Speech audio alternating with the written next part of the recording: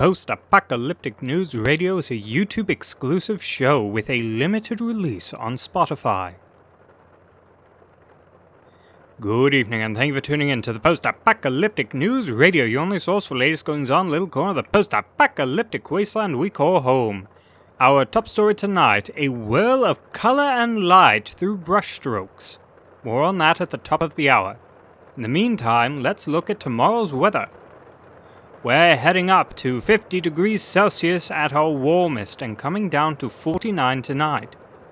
Wind speeds will reach 15 kilometers per hour. They're expected to kick up some dust storms on the road between Fig Field and Saw Rock. We advise you not travel on this road tomorrow.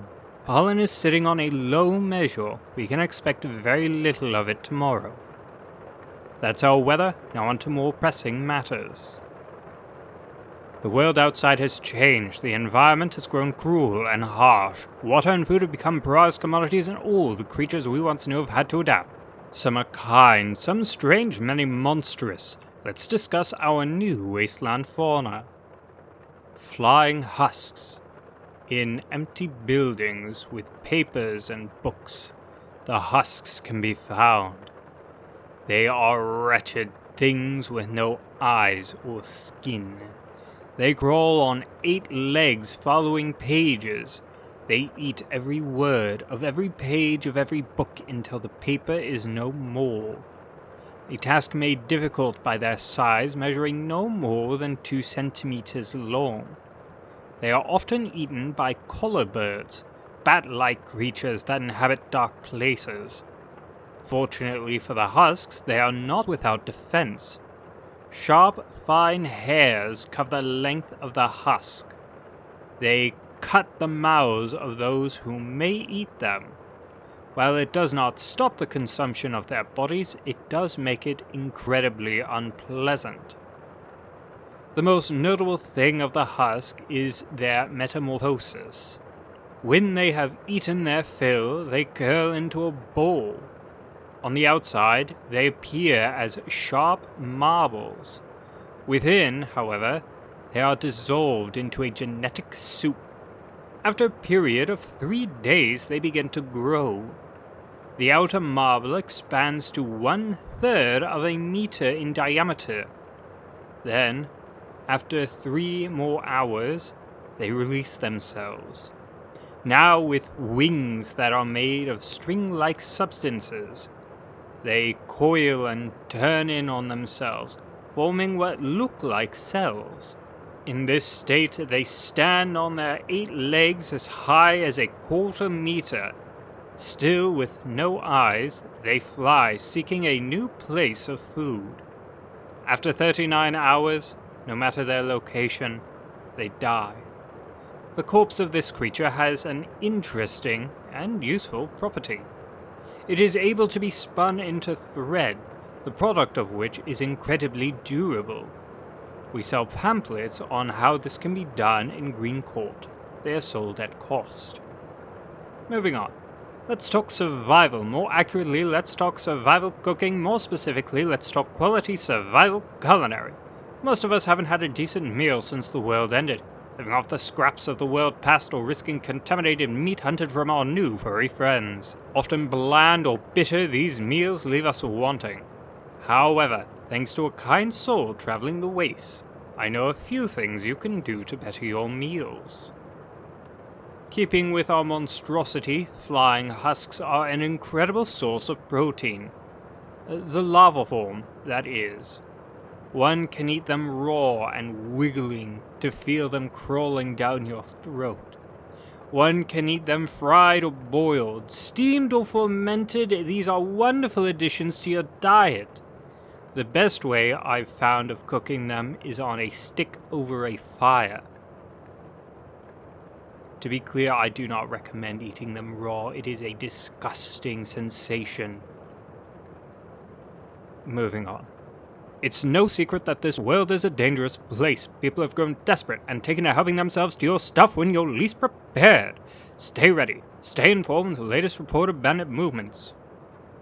The Merkva have changed tactics and requested to parley. The VBU have agreed to meet and discuss the current issue. With any luck, this could lead to a peaceful resolution. However, I am concerned that either the VBU or the Merkva could take advantage of this opportunity, though that is nothing more than speculation. Stay tuned for updates on this developing story. Friends, families, and loved ones have all been separated by the vast wasteland. Our mailing services are unreliable, facing the dangers of the wastes alone. They risk their lives that we are not forgotten or estranged. By popular harassment, we're closing that distance. Stay tuned for Letters from Home. This letter is from Mildred Wall, addressed to PANR, to read for one Johnny Dread. The letter reads, John, I told you I'm not coming home. Get your dogs to leave me alone. I'm finding my own way out here. I don't need you anymore. And if you ignore this one too, and come to find me, you'll be pushing up lead. Mildred. Johnny, I hope desperately that you were listening. If you have a letter you want read on air, send it to us. Be sure to include your name and who it's for, and you might just hear it live. Coming up, a painter's paradise.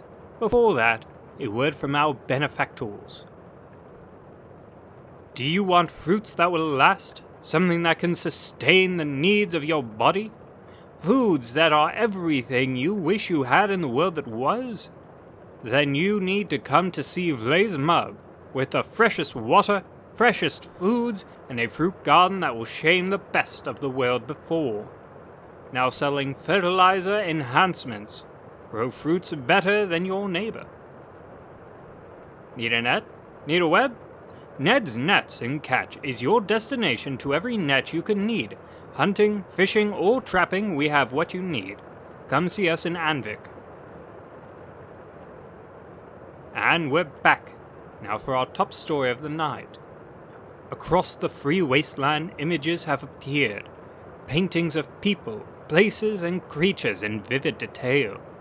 They are never signed, and we do not know the identity of this magnificent painter. Interestingly, their images feature paints we have not yet found in the world that is. It is likely they have found a paint shop or factory from the world that was. If you're lucky enough to see one of their images, I encourage you to take a moment, enjoy the sight, and remember. But with that, I'm afraid we're out of time. I should like to thank you so much for tuning in. I wish you all the very best. And if you're truly out there, good luck.